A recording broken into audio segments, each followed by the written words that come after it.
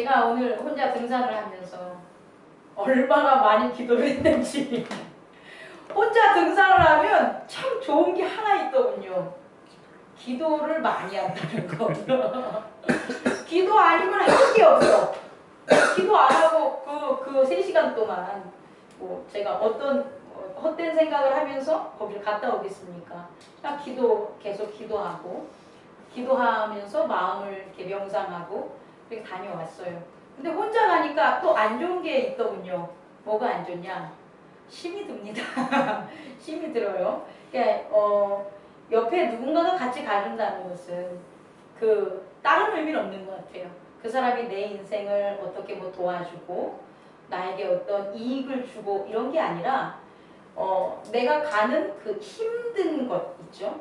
내가 힘든 것 혹은 어려운 것을 느끼지 못하게 하는 것. 그게 도와주는 거더라고요. 그러니까 뭔가를 우리가 이웃들과 우리 행복나눔교회 식구들한테 뭔가 막 눈으로 보이는 얻는 거 그런 게 아니라 실제적으로 우리의 이웃들 함께하는 가족들이 있어서 함께하지 않았을 때에 겪어야만 했었던 것들을 겪지 않게 해주는 것들 그런 게 바로 축복이 아닌가 합니다. 그래서 제가 그렇게 등산을 하면서 오늘 하루 동안 저의 테마는 기도였는데 기도가 뭘까 이런 생각을 해봤어요. 기도가 뭘까요? 기도가 뭘까요? 기도는 지난번에 요새 계속 이렇게 나오잖아요. 우리 물줄기가 말씀줄기가. 기도는 하나님께서 하시는 말씀을 하나님이 우리에게 요청하는 말씀을 우리가 뭐 하는 거다? 듣는 거다. 기도는 내 말을 내가 하고 싶은 말을 하나님께 막 전하는 게 기도가 아니라 하나님께서 우리에게 전하는 것. 우리로 하여금 우리에게 지금 이 순간 무엇을 듣게 하기를 원하는 그것을 우리가 뭐 하는 거다? 듣는 시간. 그러니까 기도하는 시간이 적다면 하나님한테 듣고 싶지 않은 거죠. 그죠? 기도하는 시간이 많을수록 하나님의 말씀을 듣겠다는 거죠. 그런데 또 한편으로 생각해 보면 그럼 하나님은 우리에게 무엇을 말씀하시고 싶을까요? 하나님이 우리에게 말씀하시고 싶은 건 무엇일까요? 우리가 기도가 하나님의 말씀을 듣는 건데 하나님은 그럼 우리에게 말씀하시려고 하시는 게 과연 뭘까요? 아유 그걸 제가 어떻게 알아요? 우리가 그럼 벌써 뭐 돗자리 깔았죠. 뭐 이러려고 그러죠. 실제적으로 하나님께서 우리에게 원하시는 것은 거룩함입니다. 거룩함. 하나님께서 우리에게 우리 심집사님한테도 거룩해져라 라는 걸 분명히 말씀하실 거고 저한테도 거룩해져라 말씀하실 거고 우리 여기 모인 다들에게 하나님께서 말씀하시는 것은 뭐다? 거룩해져라 라는 거예요. 그런데 그 거룩해져라는 것을 우리에게 말씀하시는데 우리는 그 거룩하심이라는 것이 말씀하는 게 잘 들린다 안 들린다? 못 들린다는 거예요. 왜냐하면 다른 것을 말씀한다면 아마 잘 들릴 것 같아요. 옆집에 있는 숟가락 5개를 세워라. 응? 혹은 누구누구 철수랑 가가지고 어디 소풍 갔다 와라. 이런 말씀만 하시면 얼마나 귀에 쏙쏙쏙쏙 들어오고 마음에 팍팍팍팍 박히겠습니까? 그런데 하나님께서는 우리에게 하시는 말씀이 뭐냐? 거룩해라 하는 말씀인데 이 거룩해라 하는 말씀이 안 들린다는 거죠. 들어봤어요? 여러분 기도하면서 하나님이 거룩해라 하는 말 들어봤어요? 들어볼 수도 있겠죠. 근데 그 하나님이 거룩해라 하는 그 말씀을 못 듣는 이유가 있다는 거예요. 그분은 늘 우리에게 거룩하라는 걸 말씀하시는데 우리가 그렇게 거룩함을 못 듣는 이유는 우리가 뭐 하기 때문에? 거룩하지 않기 때문에. 거룩함을 우리가 이렇게 말씀을 받을 수 있는 그런 사람이 되려면 그런 자세가 되려면 우리가 거룩해야 돼요. 근데 우리가 거룩하지 않으니까 다른 말씀들은 다 들리는 것 같아. 근데 뭐 말씀만 안 들린다? 거룩한 말씀만 안 들리는 거예요. 그래서 또 제가 내려오면서 고민을 했습니다. 그럼 우리는 어떻게 하면 하나님의 거룩한 음성을 들을 수 있을까? 그 거룩한 음성은 이렇게 듣는 겁니다. 우리 속에서 제가 제자훈련에서 얘기했지만 우리가 세례를 받으면서 어떻게 됩니까? 회개를 하지 않겠어요? 그 회개를 하는 순간 이전까지의 세계가 어떻게 된다? 와장창창 무너져요. 그럼 그 무너진 다음에 그 무너진 그런 것들이 다 없어지는 게 아니라 무너져서 어디에 있다? 우리가 살고 있는 그런 자리에 있어요. 이것을 복음에 아마 찾아본다면 씨 뿌림의 비유에 있는 것 같아요.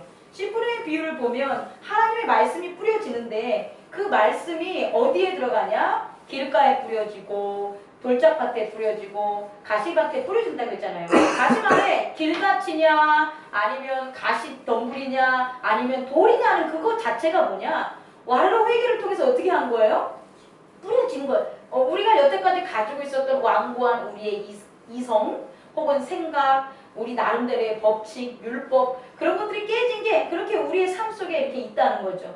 중요한 것은 여기서 끝나는 게 아니라 하나님께서 예수님께서는 뭘 가르쳐줬냐면 이것들을 어떻게 해야 된다? 치우라는 거예요. 좋은 밭은 가시덤불을 쳐야 되는 거고 좋은 밭은 돌짝을 어떻게 하는 거예요? 옮겨야 되는 거고 좋은 밭은 길거리를 어떻게 하는 거예요? 갈아야 되는 거예요. 그런데 우리는 길을 갈 생각도 안 하고 다시 가시덤불을 어떻게 해요? 옮길 생각도 안 하고 돌을 갖다가 고를 생각도 안 했다는 거죠. 왜? 왜 안 했을 것 같아요? 힘들으니까.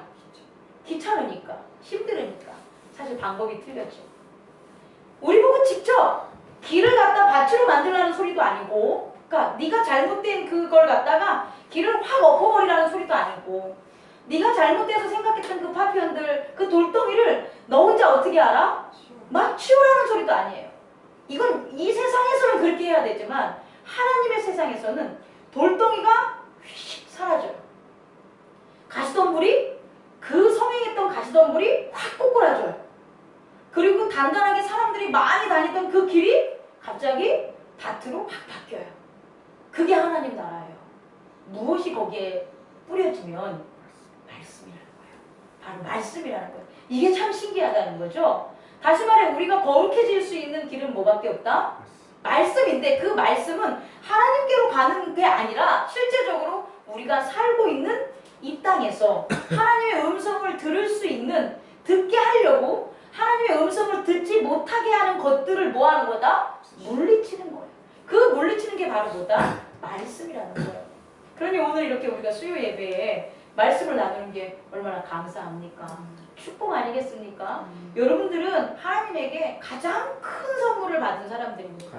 가장 큰 선물을 받은 자가 뭐 내가 갖고 싶은 거 못 갚는다고 투덜거리면 안 되죠. 왜? 이미 가장 큰 것을 받았기 때문입니다. 오늘 한나의 기도를 보면 이와 같은 제가 여러분에게 전하고 싶었던 얘기들이 이렇게 녹아있어요. 첫 번째는 2절을 보면은 뭐라고 나오냐면 여호와와 같이 거룩하신 이가 없으시니라. 여러분 제가 자꾸 이렇게 리뷰를 하면 여러분에게 이제 좀 더 강조하기 위해서 하는 거예요. 꼭 대답 안 해도 돼요. 한나가 여호와 같이 거룩하신 이가 없으십니다. 너무 멋진 기도 아닙니까? 여러분 기도할 때 하나님 같이 거룩하신 분은 없으십니다. 라는 그런 기도 한번 해보셨어요? 그거는 어떨 때 할 수 있는 거냐면 우리의 마음이 하나님의 거룩함에 거할 때만 가능해요. 되게 재밌는 거예요. 이 지각의 세계에서도 짜가운 음식을 먹어야 짠맛을 아는 것처럼 먹어야 표현하는 것처럼 우리의 영도 마음도 하나님의 거룩함 안에 거해야 거룩함이 어떻게 되는 거예요? 나갈 수 있는 거예요. 그걸 칭송할 수 있는 거예요. 그렇다면 한나가 거룩한 사람이 됐다는 거예요. 너무 신기하죠? 한나가 이런 분이 아니었잖아요. 이런 분이죠. 정말 이런 여자가 아니었잖아요. 한나는 히스테리컬한 여자였어요. 까놓고 한번 정말 보자면 정말 히스테리컬했어요. 왜냐하면 한나가 그의 고민이라고 생각했던 원인이 뭐냐? 아들을 낳지 못하는 거예요. 그러면 한나가 아들을 낳지 못해서 고민이라면 그럼 그 아들을 낳지 못해서 고민이 된 것은 그 아들 낳지 못함을 책망하거나 그것이 문제화시키는 대상이 있어야지 이렇게 나와요. 그런데 실제적으로 한나가 아들을 낳지 못하는 것을 그의 남편 엘가나죠? 엘간인가요? 엘가나는 그것을 갖다가 관여치 않았다는 거예요. 오히려 한나에게 더 사랑을 2배 더 베풀었다는 내용을 보면 한나는 문제 아닌 것을 문제화시키는 여자였어요. 쉽게 생각하면 한나가 아이를 갖지 못하는 것은 문제가 아니라는 거예요. 그리고 외부적으로 그녀를 불행하게 만들 수 있는 그런 원인도 되지 못했다는 거예요. 그런데 이렇게 아이를 갖지 못하는 것을 누가 혼자 한나 혼자 본인이 그의 마음이 뭐에 있는 거예요? 분노하고 외롭고 두려워하고 갈등하는 그곳에 자기의 마음이 있었다는 거예요. 다시 말해 한나에게 있었던 일은 외부적으로 있었던 불행이 아니라 내적으로 있었던 하나의 컴플렉스였다는 거죠. 그것도 누구에 대한? 분인나. 분인나는 아기는 있었지만 어떤 사람이었어요? 아들이 있었지만 상대적으로 엘가나의 사랑을 못 받은 여자였어요. 그런 여자한테 뭐 한 거예요?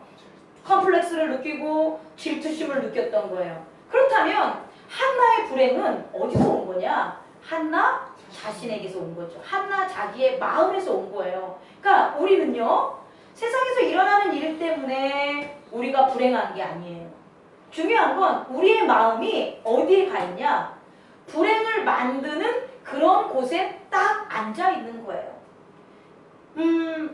우리가 잘못 생각하는 것 중에 무엇이 없어서 나는 불행해가 아니라 불행하기 때문에 무엇이 없는 거예요. 이건 조금 이따 더 진행되면 알아요. 그러니까 우리가 무엇이 없어 불행하다는 것은 무엇이 없는 결핍이라는 그 세계에 내 마음이 가 앉아 있는 거예요. 한나의 경우를 든다면 컴플렉스가 되겠죠. 다시 말해서 컴플렉스인 그런 곳에서 뭐하고 앉아있냐? 그의 마음이 진을 치고 앉아있는 거예요. 그리고 거기에서 집을 짓고 있는 거죠. 이 집은 누구도 어떻게 된다? 부술 수가 없는 거예요. 그런데 너무 우리가 감사하고 은혜로워야 될 게 뭐냐? 바로 거기에 능력이 들어가는 거예요. 이제 권능이 거룩함이 아니라 하나님의 권능과 능력을 저는 여기서 찾고 싶어요. 뭐냐면 그렇게 마음이 어디에 가 있는? 불행한 가운데 가 있는 그 마음을 끊임없이 계속해서 지치지 않고 동일한 은혜로 뭐 하는 거예요? 두드리는 거예요. 그것만큼 능력이 어디 있겠냐는 거예요. 그것만큼 완전한 권능이 어디 있겠냐는 거예요. 그 마음이 어디가 있냐? 견고한 불행이라는 혹은 컴플렉스라든지 질투라든지 두려움에 가 있는 그 마음까지도 누가 간다는 거예요? 하나님이 찾아가신다는 거예요. 그냥 좋은 곳에 가서 찾아가는 건 능력이 아니라는 거잖아요. 세상 사람들은 그냥 편안한 곳에 가서 일이 될 만한 것을 하면 그게 능력이잖아요. 근데 그게 아니라 전혀 이루어질 수 없는 그곳, 그런 곳에 마음이 집을 졌음에도 불구하고 거기에 가서 그 마음을 어떻게 하는 것? 깨요? 안 깨요. 깨는 건 오직 자기 자신밖에 안 해요. 그 마음을 어디로? 하나님의 전으로 이끌는다는 거예요. 이게 능력이라는 거예요. 하나님의 능력과 권능은 세상에 나가서 뭔가 일을 하는 어빌리티 그런 어떤 능력이 아니라 그 세상에서 떠들고 있는 그런 정처 없는 마음들을 어디로 데려오는 것? 하나님의 거룩한 하나님의 기도의 처소로 그를 이끄는 이게 바로 능력이라는 거예요. 그렇게 해서 한나가 왔잖아요. 한나가 기도하러 온 것은 자기의 의가 아니에요. 그렇게 오랜 시간 동안 고달퍼하고 슬퍼하고 두려움 속에 있던 그 마음을 자기는 돌이킬 수 없다는 거예요. 그게 예수 그리스도의 생명이 되겠죠. 그런데 그 하나님의 능력과 예수 그리스도의 생명으로 이 한나가 어디로 온 거다? 기도하러 온 거예요. 그랬을 때 한나는 놀라운 경험을 하게 된 거죠. 하나님의 거룩함을 어떻게 된다? 알게 돼요. 경험하게 돼요. 근데 바로 경험하는 게 아니에요.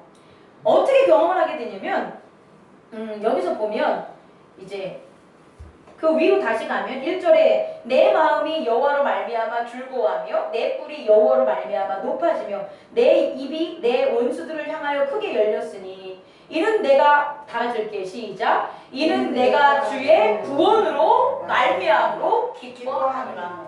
아멘. 거룩함이라는 것은 단번에 기도하면서 깨닫는 게 아니에요. 거룩함이라는 건 뭐냐? 구원을 확인한 자들이 하나님을 칭송할 수 있는 가장 높은 감사의 표현이 바로 거룩함. 감사의 표현이라고 하면 부족하죠. 그 구원에 임한 자들이 구원에 임했다는 것은 이런 거예요. 어렵지만 이거 어떻게 설명할까? 이게 석균이 손이고 이게 하나님 손이면 요까지만 가면 구원일까요? 아닐까요? 아니에요. 구원은 뭐냐면 이렇게 된 거예요. 이렇게 잡은 거예요. 그러니까 다시 말해 하나님과 내가 어떻게 되냐? 이 정처 없이 떠들던 이 마음이 하나님의 나라에 어떻게 된 거예요? 이렇게 거하게 되는 거예요. 이게 바로 뭐의 순간이냐? 구원의 순간이라는 거예요. 이렇게 구원의 순간이 돼야지 하나님의 거룩함을 누가? 구원받은 자가 알게 되는 거예요. 그리고 그 구원받은 자가 어디로 오냐? 이게 마음에 있었던 영에 있었던 이 구원의 순간이 기도를 통해서 이루어졌잖아요. 이 순간이 육체로 자각하게 된다는 거예요. 기억으로 남는 거예요. 예전까지는 이런 기억이 없었어요. 제가 지난주에도 설교했지만 하나님께서는 아까 능력과 권위로 계속해서 한나를 어떻게 그 어둠에 있는 마음을 하나님으로 이끌려고 했죠. 그러면 한나의 마음을 하나님은 그때만 잡아준 게 아니라 계속해서 했지만 한나는 그걸 알았다는 거예요? 몰랐다는 거예요? 느끼지 못한다는 거죠. 그런데 그가 뭐하는 순간?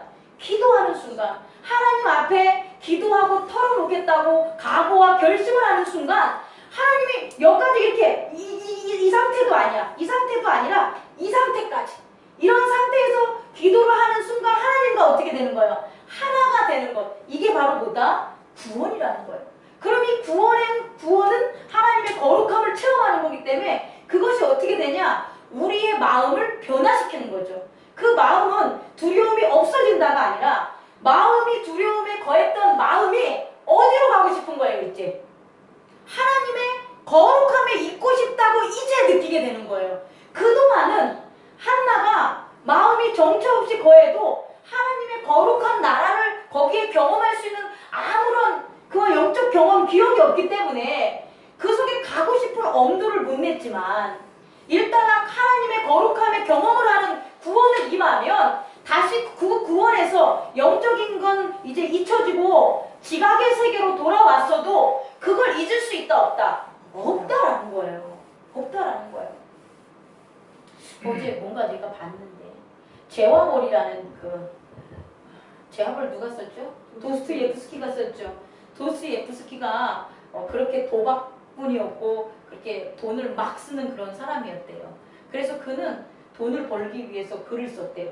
그냥 돈 벌려고. 그리고 사치벽도 심하고 도벽도 심하고 하여튼 먹고 살려고 돈 벌려고 글을 썼는데 그 돈 벌 때 대박을 친 게 바로 뭐냐? 재화벌이라는 그 소설인데 제가 왜 그 얘기를 하냐면 거기에 나온 주인공이 자기가 만든 초인이라는 그 내적 자아가 만든 초인이 있어요. 이 초인은 남들보다 막 뛰어난 능력을 가지고 있어요. 그래서 이 초인이 불우한 사악한 것을 막 없애버리고 그걸 평정하려는 그 가공의 인물로 자기가 만들어내요.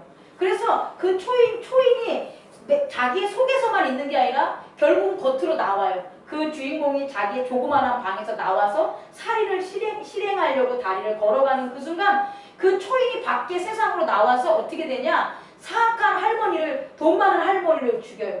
그래서 그 초인은 돈 많은 할머니를 죽이고 자기는 어떻게 되는 거예요? 이 불의한 세상에서 어떻게 평화를 찾는 그런 걸 원해서 만들어냈는데 실상 할머니를 죽이고 났는데 어떻게 되냐? 또 다른 일들이 벌어지는 거예요. 그거를 본 목격자, 할머니의 밑에서 숭고하게 혹은 백치미가 있으면서 막 진짜 착하면서 거기서 희생했던 그 여자까지도 죽이게 돼요. 그러면서 오히려 죽임으로 자기의 현실을 극복하려고 했는데 그게 아니라 더 큰 문제로 둘러싸여 있게 돼서 막 고민하고 갈등하고 그러다 결국은 감옥으로 가게 돼요. 근데 이제 다 생략을 하고 그런 감옥에 가서 소피아라는 어떤 여자를 만나게 되는데 그 전에 만났죠. 소피아는. 그 소피아랑 또 같이 그 감옥 있는 데를 가는데 소피아가 계속해서 이 사람에게 평화를 주려고 그러고 그 사람의 마음속에서 헤매는 그 마음을 잡으려고 아무리 노력을 해봐도 소용이 없는 거예요. 그런데 어느 날 이 주인공이 저 강 너머에서 들리는 감옥에 있는 저 넓은 벌판 강 너머에서 들리는 그 노랫소리를 듣는 거예요. 그 노랫소리를 듣고 자기가 깨달은 거예요. 자기의 마음이 이제 어떻게 된 거냐면 그 두려움과 공포와 막 이게 옳은 거야, 이게 옳지 않는 거냐 그런 모든 세계에서 어떻게 된다? 벗어나는 거예요. 근데 그 벗어나게 된 그 동기는 뭐냐? 옆에 있었던 소피아도 아니고 다른 아무것도 아니고 뭐냐? 저 강 너머에서 들리는 평화의 노랫소리라는 거예요. 그리고 그 평화의 노랫소리를 들음으로 변해서 소피아를 사랑하게 돼요. 그래서 정말 사랑하는 감정을 느끼는 거예요. 다시 말해 한나가 만약에 이 소설과 이렇게 같이 인물적인 병행으로 간다면 이전까지는 남편 엘가나가 아무리 사랑해줘도 엘가나가 날 사랑하는지를 못 느꼈을 거란 말이에요. 그런데 하나님께 기도하면서 그 구원의 순간, 거룩함의 순간에 경험한 그 다음부터는 한나에게 이것이 사랑하는구나를 깨닫게 되는 일들이 벌어진다는 거예요. 왜냐하면 한나가 아들을 낳잖아요. 그죠? 근데 그 아들을 다시 어떻게 하는 거예요? 바쳤다는 거예요. 만약에 한나가 아들을 키우는 것이 자기의 행복이었다면 하나님한테 바치지 않았을 거라는 거예요. 왜 서원은 꼭 지켜야 되는 거 아니잖아요. 여러분들 서원하고 안 지키잖아요. 서원 안 지킬 수 있어요. 지킨 게 정말 특별한 거죠. 그럼 그렇게 지켰던 이유는 뭐냐? 내가 아들을 가지고 있는 것이 내 마음의 평안함 때문에 그게 한 게 아니라 있던지 없던지가 우리의 거룩함, 우리의 평안함, 우리의 행복을 좌지우지하는 게 아니라는 거예요. 가장 중요한 건 뭐냐? 한나의 마음이 하나님의 거룩함, 다시 말해 구원을 경험했다는 거예요. 여러분, 우리 모두가 우리의 삶에 있어서 변화를 꿈꾼다면 여러분 구원을 다시 한번 곱씹어 봐야 돼요.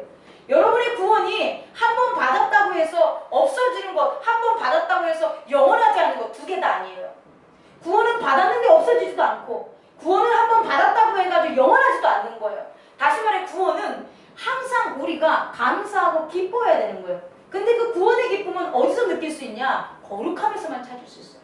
거룩함의 기억을, 거룩함의 체험을, 거룩함에 임했던 나의 마음이 다시 살아날 때 그때 구원으로 세상이 다시 다르게 보이게 되고 변화된 세상을 볼 수 있는 거예요. 한나가 어떤 사람이 됐냐면 정말 컴플렉스 있었지. 본인 나와 맨날 싸움질만 했지. 남편한테 얼마나 다다다다닥 바가지만 긁었겠습니까? 그런 한나가 이 기도문에서 어떻게 바뀌었냐면 정말 한나님이 됐어요. 어떻게 님이 됐냐면 제가 하나만 예를 들어줄게요. 용사의 활을 꺾이고 넘어진 자의 힘으로 띠를 띠도다. 이게 용사의 활을 꺾이면 용사는 나쁜 놈이고 넘어진 자의 힘으로 넘어진 자는 힘으로 띠를 띠는도다. 그럼 넘어진 자는 좋은 놈이고 이게 아니라는 거예요. 엄청나지 않아요? 예전에 한나는 아들을 가진 사람은 축복받은 거고 아들이 없는 사람은 불행한 거라고 생각을 하고 살았단 말이에요. 이렇게 대립적인 이분론적으로 살았던 한나가 이렇게 바뀐 거예요. 어떻게 바뀌었냐면 무엇을 하는 거지. 무엇을 하는 자가 얻는 자가 잃는 자가 그것이 중요한 게 아니라 뒤에 있는 것. 뒤에 보면 풍족하던 자는 양식을 위하여 품을 팔고 이거는 좋은 거예요? 안 좋은 거예요? 안 좋겠죠. 부유한 자가 안 좋아진다 이 소리가 아니라는 거예요. 뒤를 보면 줄이던 자들은 다시 줄이지 아니라 이것은 줄이던 자들이 다시 안 줄이니까 줄이던 자는 좋은 거야 이런 게 아니라는 거예요. 뭐냐면 하나님의 거룩함에 임한 자들, 다시 말해 구원을 받은 사람들은 어떤 걸 해도 어떤 것 구원을 그 거룩함에 임한 자는 넘어진 자도 힘으로 다시 일어나고 줄였던 자도 다시 줄이지 않고 아기를 갖지 않아도 아기를 갖는다는 거예요. 이해하셨습니까? 근데 하나님의 거룩함과 그 구원의 거룩함에 임하지 않는 자는 어떤 자냐? 용사라도 활이 꺾여질 수 있고 풍족한 자라도 양식이 어떻게 될 수 있고요? 양식이 떨어져 품을 팔 수도 있고 자녀가 어떻게 돼요? 7이나 있어도 아니 7이 아니라 자녀를 많이 둔 자도 쇠약해진다는 거예요. 이해하셨어요? 그러니까 다시 말해 그걸 6절에서 하면 죽이는 건 나쁜 거고 살리는 건 좋은 거가 아니라 죽는 자라도 어떻게 된다는 거예요? 하나님의 거룩함에 구원에 임하면 살고 산 자라도 하나님의 구원에서 어떻게 되면 벌어지면 어떻게 된다? 죽게 된다는 거예요. 이게 얼마나 멋진 깨달음입니까, 여러분? 우리는 그동안 이 세상은 이분법적으로 있는 거냐 없는 거냐 잘하는 거냐 못하는 거냐를 자꾸 선택하게 했어요. 그래서 어떤 교인들을 양성하게 했냐면 부자 교인들, 똑똑한 교인들, 교회일 잘하는 교인들 이런 것들을 양성했단 말이에요. 그러다 보니까 어떤 일이 벌어지냐, 부자 아닌 가난한 사람들, 지식이 조금 부족한 사람들, 그런 사람들은 교회에서 함께 어떻게 돼요? 커뮤니티를 이루지 못하게 되는 거예요. 그래서 어떻게 돼요? 분파를 이루고 목사님 편과 부목사님 편이 나눠지고 그렇게 싸웠던 거라는 거죠. 왜? 그들이 한 복을 뭐로 받냐? 하나님이 주시는 선물이라는 일정한 눈에 보이는 가시적인 성취물로 받다는 거예요. 근데 그게 아니었다는 거예요. 하나님이 주시는 것은 뭐냐면 세계라는 거예요. 세계. 거룩한 세계. 거룩한 세계에 그 마음이 구원, 우리의 마음이 하나님의 거룩한 세계에 가면 구원이 되는 거 아니겠습니까? 그래서 구원 받아서 가난한 자도 부유하게 되고 용사들은 더 힘이 세지고 아이들을 많이 낳은 사람들은 더 아이들이 잘 자라고. 이해 가십니까? 그래서 예수님이 뭐라 그래요? 영생한다 그러잖아요. 살아서 믿는 자는 영원히 죽지 않는다 그러잖아요. 이 말을 이게 쉽지 않는 거예요. 그러니까 살아서 믿었던 자는 더 믿을 수 있는 걸 준다는 거예요. 뭐? 구원에 임하면. 이해 가시죠? 이 놀라운 한나의 변화가 일어났다는 거예요. 우리도 이와 같은 한나처럼 그 길을 걸어가는 마땅히 구원받는 자들이라는 거예요. 그런데 우리가 어느 순간 멈췄냐? 바로 한나가 했는데 우리는 안 한 것들이 있어요. 그게 뭐냐? 한나는 아들을 서원하기 위해서 어떻게 했다? 바쳤다는 거예요. 우리는 우리가 서원한 것들에 있어서 바칠까 말까 바칠까 말까 바쳤다가 뺏고 뺏었다가 놓고 이걸 계속 반복하는 거예요. 그게 아니라 뭐 해야 된다? 서원한 우리의 마음들, 이 모든 믿음을 어떻게 해야 된다? 드려야 된다는 거예요. 그리고 그 아들을 드림으로 어떻게 했냐? 이 아들이라는 건 한나에게 가장 중요한 거라는 거예요. 한나에게 가장 1순위 되는 것을 하나님께 드렸다는 것. 거기에 머무르지 않았다는 거예요. 우리 또한 우리가 1순위로 여기는 것이 하나님에게 바친다고 하셨으니까 하나님 안에 드려야 된다는 거예요. 그러면 그렇게 드리니까 한나가 하나님께 잘 갔을까요? 안 갔을까요? 갔겠죠. 자기가 1순위로 하는 아들이 하나님께 드렸는데 그 아들 보고 싶어서 가지 않겠습니까? 가는 거예요. 매년 제사를 드릴 때마다 아들을 보러 가는데 아들을 보러 갈 때 그냥 가냐? 아들이 거룩하게 제사장에 수종을 들게 하려고 거룩하고 아름다운 게 아니라 청결하고 깨끗한 세마포를 손수 쥐어가지고 아들에게 갖다 주는 거예요. 그러면 한나의 1년의 삶은 어떻겠어요? 자기가 가장 소중히 하는 게 누구에게 있으니까?